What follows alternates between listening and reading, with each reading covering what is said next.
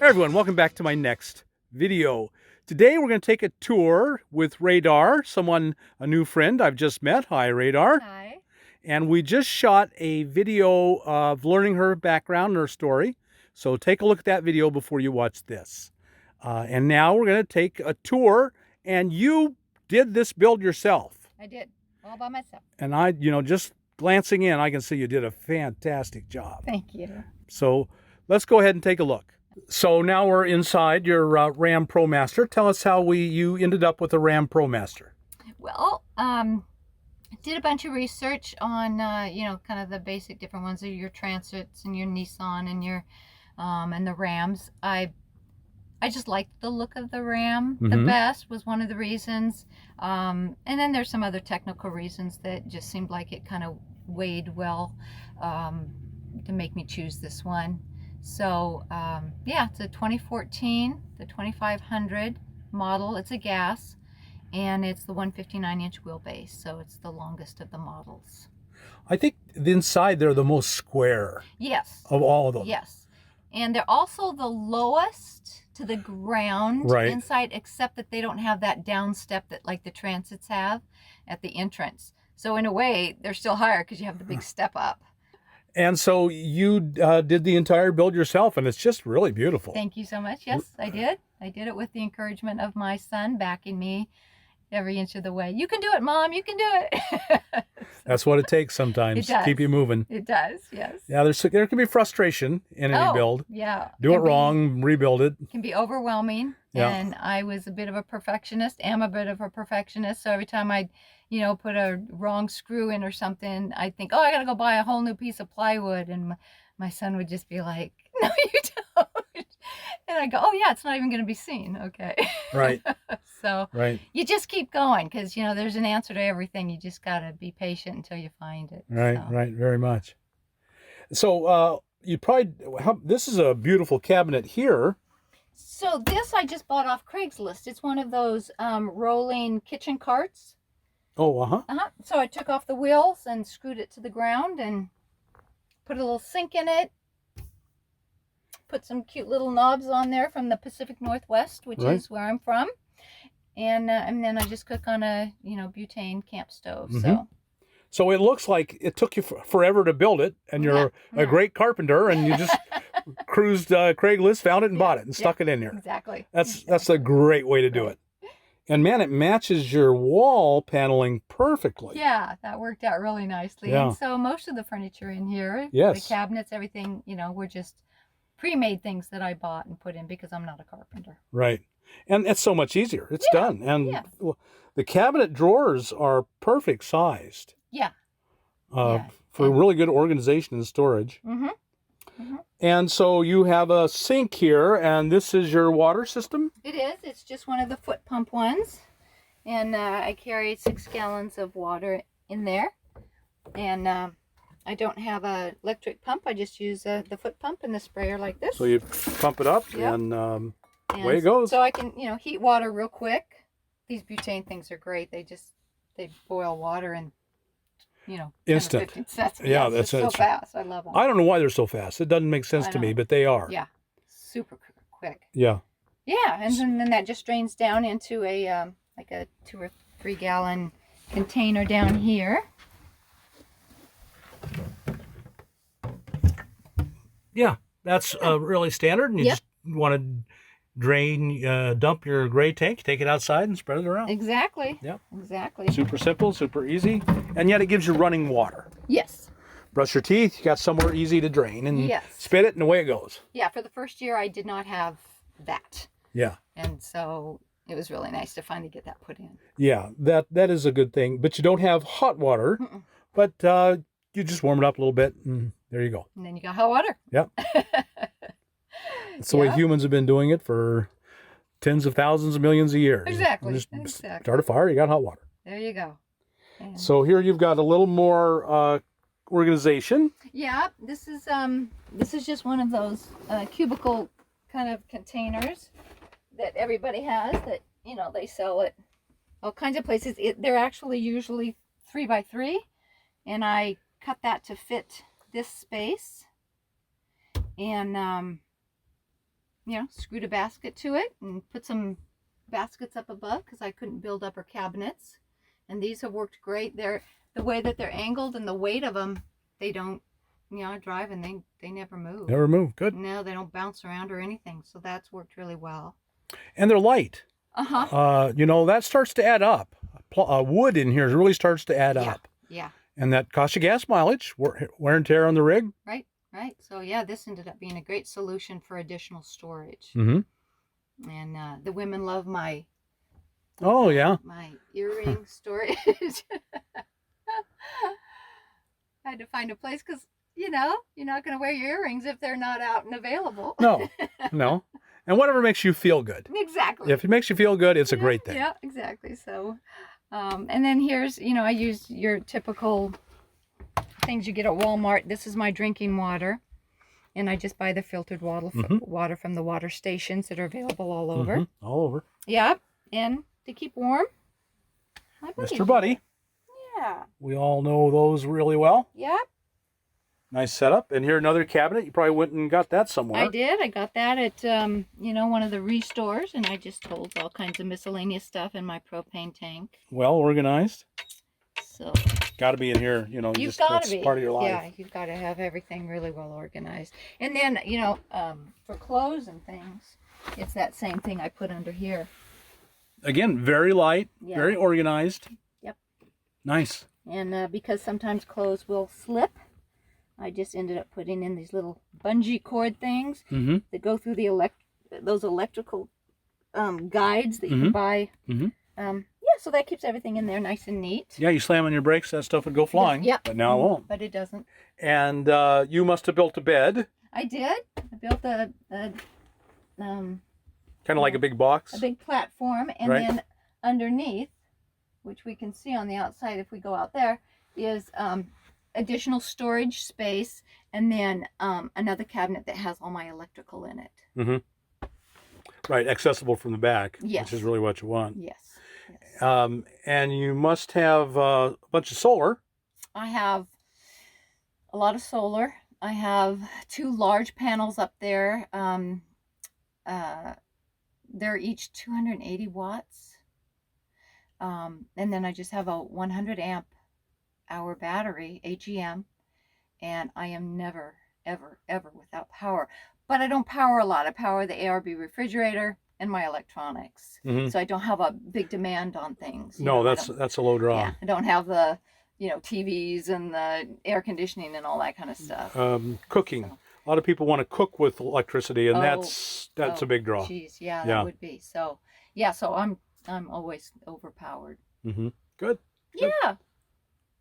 And there's a big rack on top outside of my van. And that was there when I bought it. So there was no place. It has a catwalk down the middle of it. And then I have my solar panels, and they're 2 huge solar panels. And so I didn't have room for a fan. There was no way to fit in one of the... Fantastic fans? Yeah. And so I ended up just doing a little 3-inch. It pulls out. And I know some people have put 2 of these in and reverse wired them. Right. So one sucks in and one sucks out. Right. This just sucks out. But, it does fine. I open up my doors, I get a breeze. If the weather's too hot, I move. If I don't like my neighbors, I move, Turn the key, drive away. That's the idea. Be in charge of your own fate. Exactly. So what a beautiful screen you've got here. Oh, yeah, and I should show you my screen on that slider door, too. That's good. So this one I just made this summer. It's just Velcroed all the way around. And so it's very easy it's got some Velcro spots here. And so when I want to get into it, I just can that pop simple. it up. Yeah. And yet the mosquito netting is still there. Yeah, and this additional curtain that you can see on the inside then can also drop down, so I can leave it open, get some air, and still have privacy if that's what I am looking for. And so this is my garage. And I'll just show you where sort of how that cabinet was built. So this is how the inside is built, and there's where all my electronics are. Oh, nice. Very neat. Very organized. Yeah, that's my son's work. You did a great job. Yeah, You did a really smarty. great job. He's very capable. So, and then the other cabinet right behind here is just additional storage space. Mm-hmm. So that's that. And then I just recently got one of those clams, Mm-hmm. the 5-sided clam. So I've had a chance to use that a few times, and they're great. They are. Yeah, they're really wonderful. Gets you outside, no matter the weather. Yep, exactly. This I've really been happy with. And if you come... So it's like a curtain that's a mosquito net. Yeah, so if you come in here, I'll show you how I ended up doing this one. And this is the second remake of this design. But I ended up putting one of those slider tracks. And you buy this, you can buy it on Amazon or whatever, and then you sew this onto your curtain, and that just fits into the slider. And on this side, well, let me see if I can explain it. So this curtain that I happen to have found, it has this channel on it. It's got that little channel. So, and then it also had some big flaps. So I took those off and made all these little pockets, and I put magnets in those pockets. Okay, good. And then on this side, I put in the screen door cording that you use in screen doors, and I ran it down that channel on this side and just tucked it into the rubber casing. So that stays permanent all the time. Mm-hmm. Where this one can slide, and then when I do open it, or close it, excuse me, Just a magnet. I just magnet it. It just goes all the way down like that. That is nice. Yeah, so that worked out pretty well. I was real happy with that. And then you can just leave it open. Right. Yeah. Very, very nice. Yeah. Ingenious. It worked out good. And then I put some weights in the bottom. And Okay, one thing that I've noticed right away is that you have solar hot water on your roof. Can you breathe? And you did this. You did the building that yourself. yes, I did have some help with the gentleman, but we put that together. It's U-shaped, and it holds about 6 gallons of water. And it can be, you can see the air nozzle on that very top part where there's a little yellow knob. And so you can pressurize it. I pressurize it, and then I've got a hose that comes down, and just, I put a sprayer on the end of it. And so given the right temperatures outside and the right, environment, it's a great little shower. But you said you have found that you really don't use it as much as you thought. I don't use it as much as I thought that I might. And again, it's because it's so dependent on the weather and what my, environment is. If it's a space where I feel comfortable, rinsing off. I think for guys it might be better because they don't mind, putting their swim trunks on and going out and just, spraying off. But being a little bit shyer, I'm not going to throw a bathing suit on and come out here in the middle of everybody and their mother. So, Right. yeah. But, it worked great for some people. I know some people who have them and love them. And the jury is still out for me on that particular installation. In the winter, it doesn't really get all that hot. No. Even here, we're in the Arizona desert. I assume you spend most of your winter in the desert. Yep. But even then, it's lukewarm in the winter. Yeah, at best. And then in the summer, it works great. Yeah. Gets hot. Yeah. But by then, you just found you really haven't used it. Not so much. Yeah, and I think that's a really common story. Yeah, I find that I use the weed sprayer. Right. Method. Because it's easy. It's easy, it's quick, you can set it outside, it gets warm, you rinse off, it's no big deal, you wash your hair, Right. So. Yeah, I think most people find that. Yeah. These are great ideas until they've done them, and then they think, oh, It's okay. a great idea until it isn't. Yeah, yeah. Because you know what? We do these elaborate things, then we find out we just do the simplest thing. Right. Whatever's simple. Right. Almost always we find that's the Exactly. case. So Radar, one thing I have to ask, people will always insist, how do you take a shower? We looked at the outside shower, and you found that you really don't use that. Yeah, not as much as I So thought. how do you take a shower? So I use the, most often, I find showers. Like, you go to a health club, or you got a friend in the area, or you find out where some of the free showers are, or the campgrounds that often will let you come in and, a couple of bucks. There's just a lot of different ways to end up finding a shower when you need one. what I have found, which was interesting to me because I was a daily shower girl, was that, you know what, baby wipes do a great job of keeping you clean. And then every, you know, you might want to wash your hair every 4 or 5 days or something. And I found that then I usually will use the weed sprayer method, which you can find on YouTube. For the girls, for the women out there, long hair is way easier than short hair. Really? I have found I had it like no hair, like I was pretty much, you know, boy cut, thinking that's going to be the easiest. And it's not, because the oils build up faster because they just don't have as much, you know, to cover. And I can go, geez, I go a week with my hair easy and, you know, no issue. So that was a surprise to me. I thought long hair's going to be a problem. Yeah, that surprises me for me, too. you know, everybody's different, but right. Yeah, so. All right, one more question. Okay. I have to ask. People will be mad. How do you go to the bathroom? The way most of us van dwellers do it, in a bucket. Uh-oh, a bucket. A bucket. It's the old bucket. There it is. So, you know, like everybody, and I've just got the, I have a little interior bucket with a lid. And I usually keep bags of the sawdust prepared just inside there. And then I have a pee bucket that I set on top of that container, which brings it up to the perfect level for me. And, you know, then you pee in that through the night and dump it in the morning, and, you know, you're good to go. What humans have been doing since humans have been doing things. Time, yes.